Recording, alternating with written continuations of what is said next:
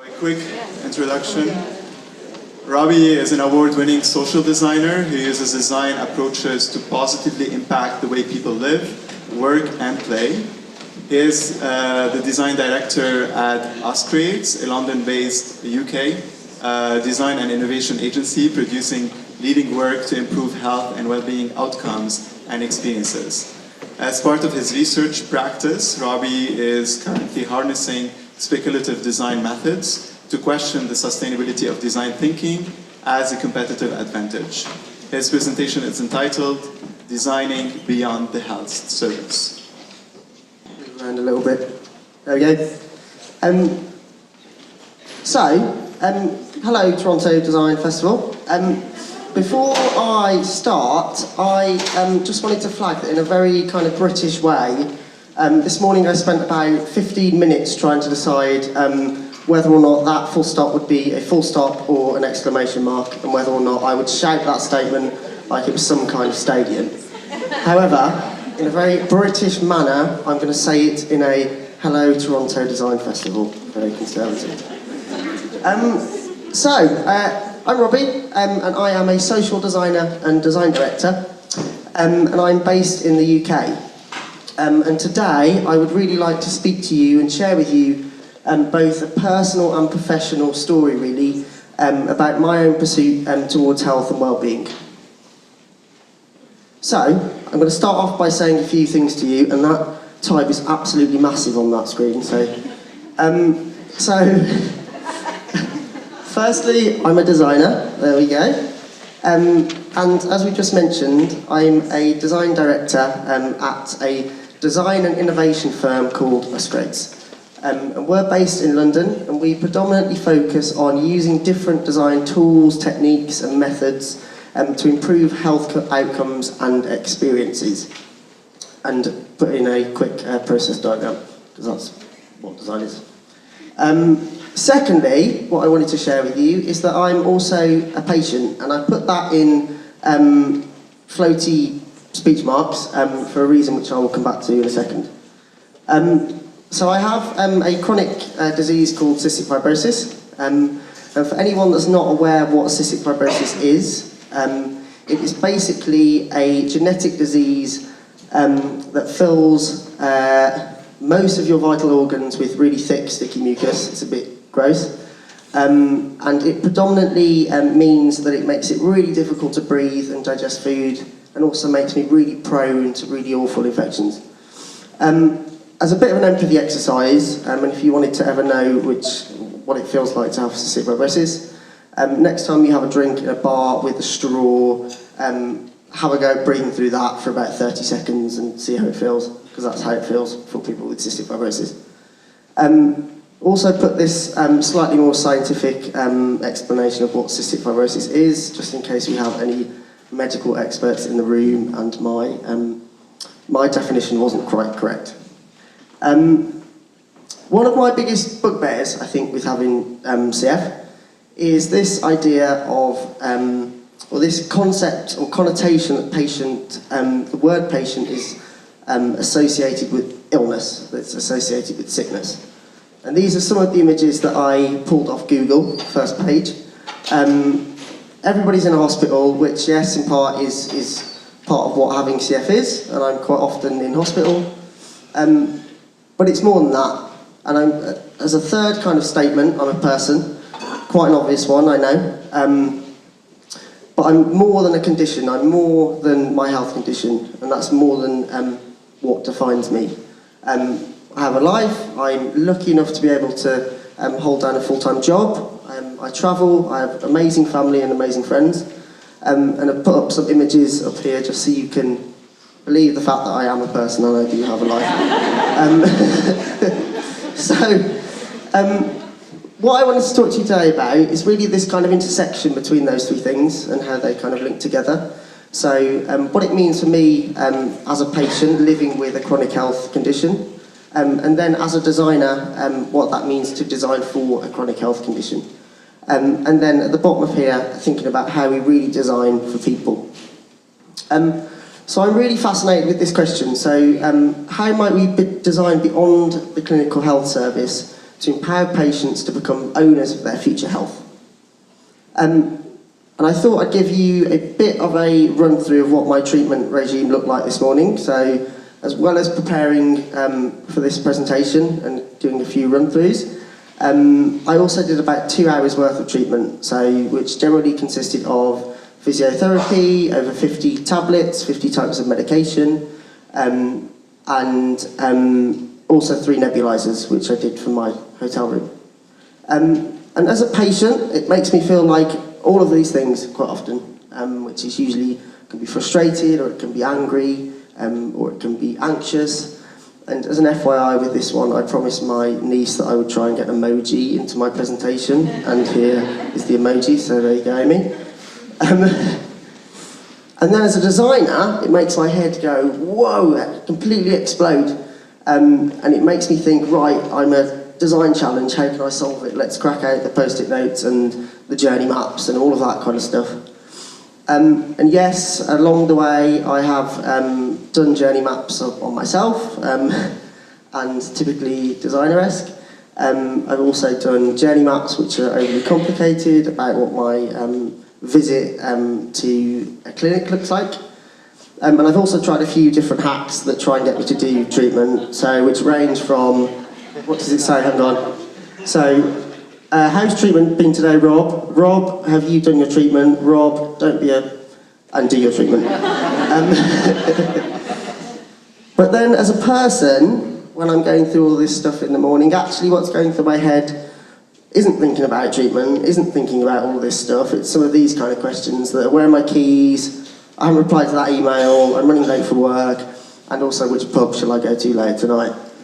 And I think there's a real opportunity here to shift the conversation and the way that we design, from not only being patient-centred, but how do we turn it into person-centred?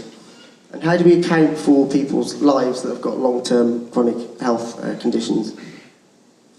With this kind of statement, patients are people and not just a list of symptoms or a list of conditions, and what the opportunities to design for life and not just for illness.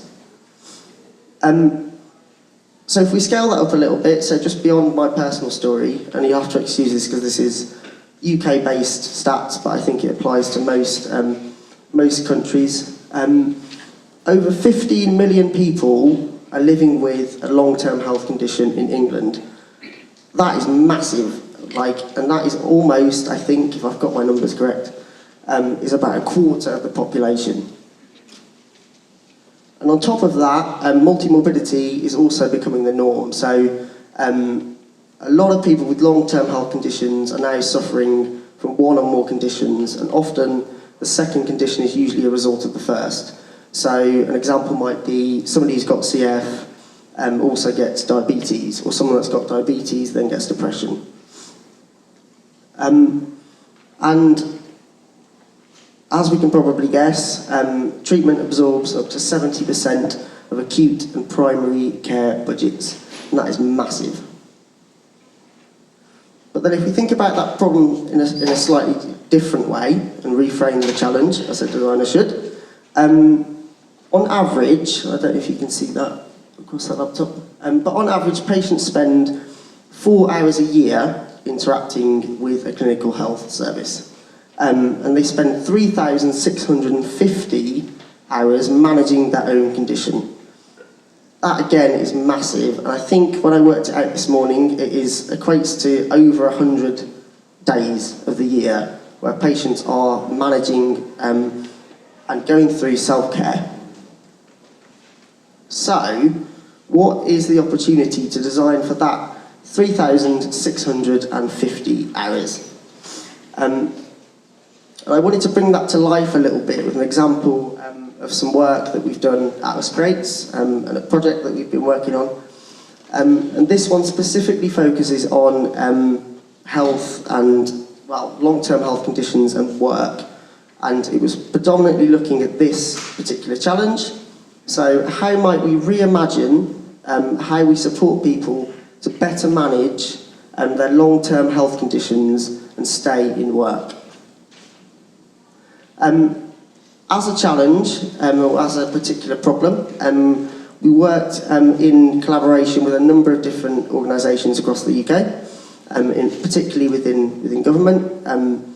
Two of those organisations were Department of Health and Department of Work and Pensions, which came together and noted that they've got this joint problem around the cost of people with long-term health conditions and the amount of time that they are out of work and on benefits. Those two UK government organisations came together to form a joint unit called the Health and Work Unit, which kind of looks at some of this stuff more broadly. And they partnered with some guys called the Policy Lab. I don't know if anyone's heard of it, but they are essentially an organisation that is embedded within the UK government and is looking at using design approaches to essentially reshape and redesign what UK policy looks like. And then in terms of the rest of the mix, we had us creates, which we were the design strategists, and we worked with ethnographers, data scientists, service providers, service users, and employers. So we really started off by kind of understanding the what, so what was the problem, and really digging into that. And I think one of the main things that we started off with was that we worked with a range of different data science organisations to kind of take a look at what the existing data sets look like and really identify what the problems were. From there, then we layered over the top of it a number of different ethnography pieces. So we really worked with over 50, I think it was, GPs, employers, employees, a whole range of different people to really understand through ethnography and research what the problem was and what the key barriers were. And off the back of that, we kind of came out with sort of 3 key insights, which, when you read them back, actually feel a little bit obvious, but I think sometimes we do need to see them wrote down. So the first one was people with long-term health conditions also have non-health related needs. The second was people with long-term health conditions can be clustered into distinct groups with distinct needs, meaning that we need to tailor and personalise responses. And the third one was individual line managers and confidence are big factors in whether people stay in work and go back to work. So we then went through about 6 months worth of prototyping, where we prototyped both digital and non-digital platforms. So the image on the left is looking at a health and work book that was delivered in partnership with line managers and employers. And the one on the right looks at a digital chat service, which is about discussing issues around health and work with an online host. And then where we got to out of all of that was that we prototyped what was called a health and work book and a health and work service. And fundamentally, what it did, it was an online and offline service that supports those in work, on sick leave, or out of work via a health and work coach that mentors, signposts, and guides people to design new ways of managing their long-term health conditions and work. That's now almost completed as a project, and we ran it across 5 different areas of the UK, and Department of Health are now looking at running that across the country nationally.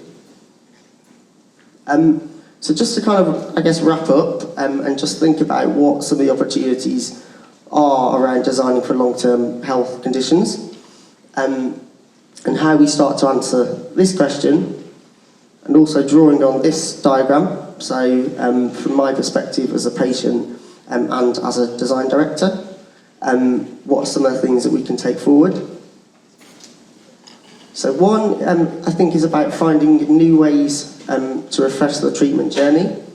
So for a lot of people with long-term health conditions, they go through daily routines that are often monotonous, that are often boring, and they do them day in, day out.